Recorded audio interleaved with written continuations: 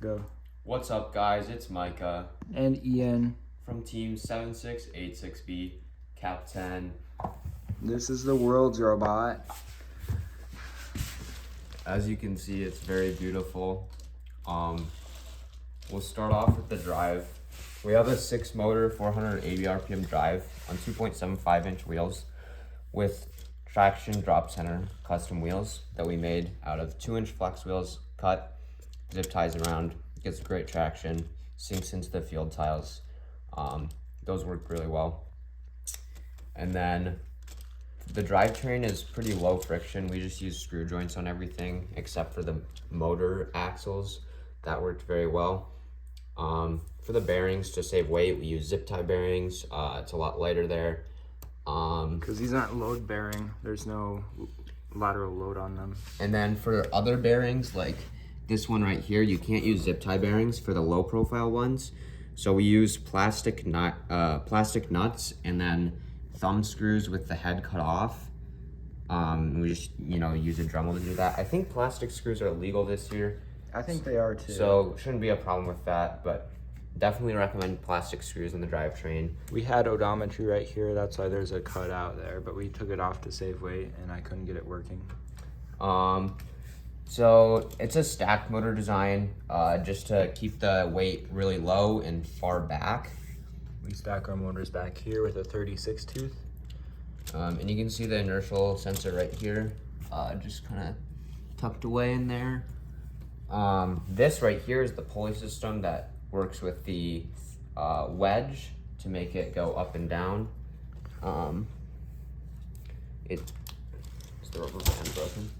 Yeah. Oh, so the rubber band here is broken, but when this goes up, a rubber band would pull that up and fold the wedge, and then when the intake goes back down, it would release.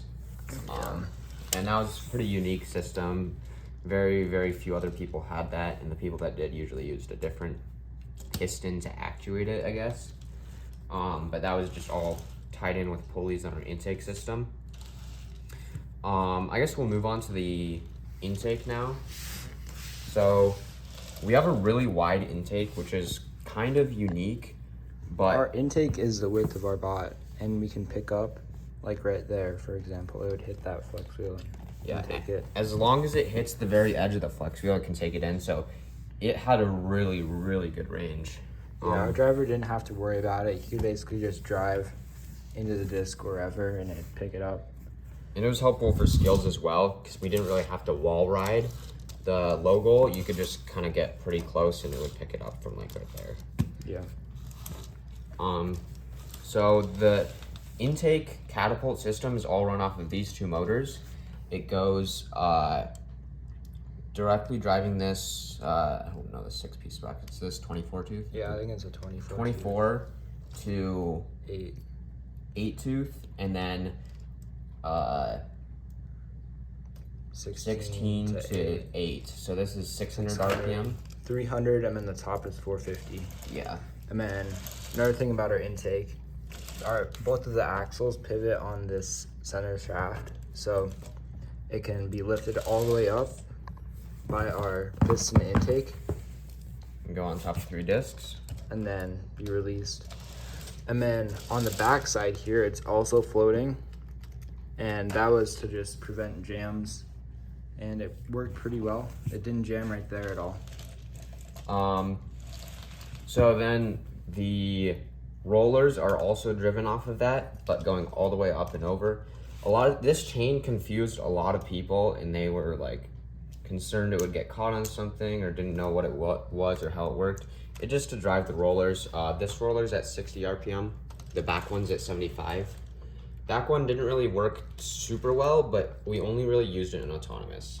That's a cut 24 tooth, cut 60 tooth. These are metal slip gears. Worked really well. We never changed any of that through like the 3 tournaments this robot went to.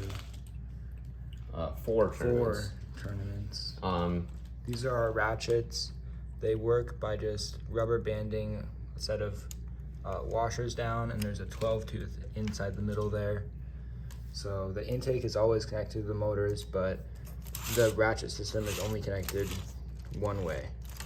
And he also built these like little Chain tensioners, which worked really well because we noticed at the US Open sometimes these would slip when we got like really caught on like 2 discs at a time, but now, or like at Worlds, it would just kind of slow down when it got on 2, but then it would still be able to get them. Yeah, so for unique things, we have plastic standoffs right here. They're nylon, those are legal. We have distance sensor to determine our position for roller and autonomous. We have limit switches right here and right here to detect when our catapult is charged. Vision for auto aim. We have a distance sensor right here that detects how many discs are in the catapult. We have inertial at the bottom. We pressure regulate our whole system of pneumatics, which is then split off into this pressure distribution board.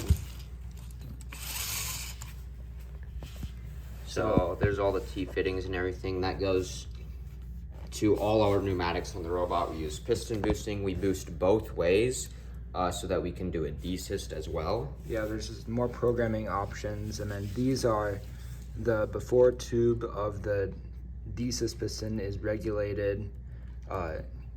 Micah thought of that, which was a really good design instead of the regulators down there. So we basically had to regulate the desist, but regulate them together so that they would always desist the same. Yes. Before we just had one solenoid desisting both. Down there, it wasn't. Then we moved the solenoids right here so they'd get better airflow. Yeah. And that helped the performance of our boosting. So our piston intake, just a lever, pretty simple. People didn't really know where that was and they just saw our intake go up. What else? Our catapult geometry. It's a tangent catapult. We were one of the first 3 to do that. Credits to 2654P and Omega 1569. 1569A. So yeah, the tangent design worked really well because how it would work is it would shoot and release, and you could tune the spin, and then you could also tune the arc using various methods. So you could tune the spin and arc, dropping and lowering this standoff here. You could fine tune the spin by bending these standoffs here, and then you could change the arc by changing the length a little bit, but that was something. The length and stopping point. Yeah, and stopping point. But those were things we never really changed after we got it down. We have flex wheels right here, and you'll notice that we try to save weight on this arm as much as possible. So it's only braced once right there. This is attached pretty loosely. These are all plastic screws, and overall this is a very light catapult. Now it allowed us to run a higher ratio. Ours is 30 RPM, so it's a really fast catapult. And we have a keeping ratchet down in the middle, which is just a high strength pillow bearing. That's yeah. And that's also on the same shaft that drives it. So it's really simple, really easy, super compact. We use zip ties right there to save weight. We use nylon screws and nuts about everywhere possible. On our drive, it's almost completely like nylon and zip ties. And we also ended up using this floating support in the middle here. So one thing we ran into really early on is when we were using the catapult is because there's so little like framing, it's just the outside and then these inner like the inner things aren't braced at all. Yeah. So we had to add this floating support to keep these axles kind of braced together. Yeah. Another thing that people commented on a lot was us getting stuck on rollers. We never had problems until the grand finals in Dome. So we added these after the US Open because we got stuck on rollers in finals at the US Open. Yeah. That basically would stop us. But what happened is throughout the day, they got pretty bent, and before a match, you tried to bend them back and kind of overbent them, right? Yeah, that was kind of my fault, and it's kind of embarrassing watching the finals matches and us getting stuck like 2 times in one match or something like that. And then also we kept our wedges up during the finals, So our back roller, I think we got stuck on that one time. Usually this would prevent us from angling our robot like that. But Yeah. also these are little wheels because they are higher up than these wheels. And We had to make match loads be able to fit in there, yeah, which did work. match loads worked very well, but we couldn't get our skills working, unfortunately. Which Yeah.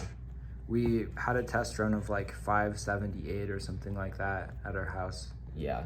But These are old tiles from like 2017 or something like that. that we bought off 1008M.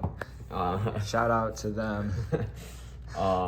But they didn't work well just because everything changed when we moved to anti-stat. A lot of people have seen this bar probably. This was a ram bar. It was perfectly straight to 1x L channels. But it got just destroyed, obliterated in the dome. in the quarterfinals, right? Yeah, and I didn't have anything to bend it back, so I used a screwdriver and I bent the bottom out at each one of these points. You can probably see the places where I bent it out. It used to look like this back bar here. And towards the end of like the quarterfinals, you could probably see that we weren't shooting at all. And that's because this was so bent, jammed that the wheels were like crushed and they couldn't move at all. Yeah. So that was the one downside of the system. If your intake got jammed, the whole system stopped. Which generally didn't happen, but we did not account for our ram bar bending. Yep. And it didn't bend the whole tournament. Yeah, until dome. 15 matches or whatever until we got to dome. These are flex wheels attached to a gear by spacer, and then a standoff inside there, and they're also zip tied to prevent them falling off. Shout out to Ben from 606X for giving us that idea and telling me how to cut those well. And these are half cut because the chain has to run there. They're lighter. They work just as well. And we couldn't really move any of this around because we added these back ones after the fact.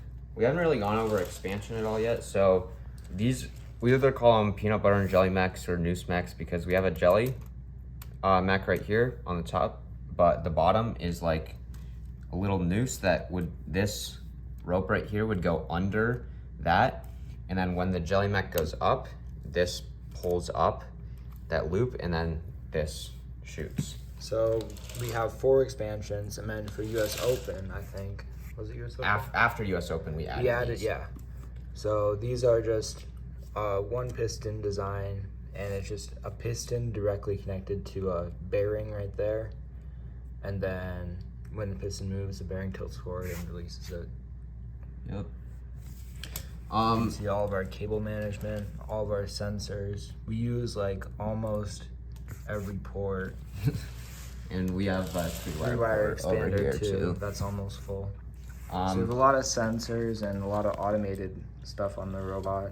Another thing I'll talk about is weight distribution. So that was the one thing that was big, that went into our planning a lot with this robot, having the battery, the brain, and the tank all back here, and making sure we could run this all off of one pneumatic tank.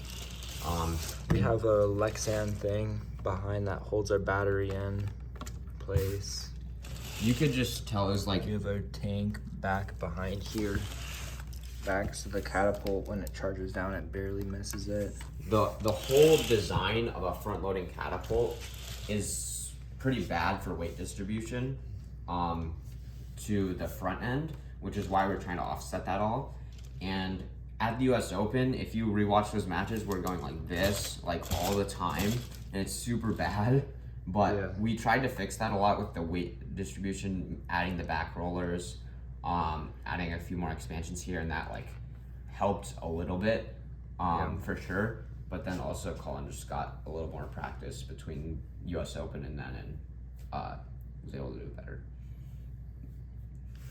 I think that's about it. Yep. Thank you to everyone for supporting us, to all the teams, to our sponsors. Yeah, it's been a good run, you guys, and I will see you in VexU on VexU Team Cyclone at Iowa State. And I will see you in VexU at SDSU on Team Jax. Yay. See you guys.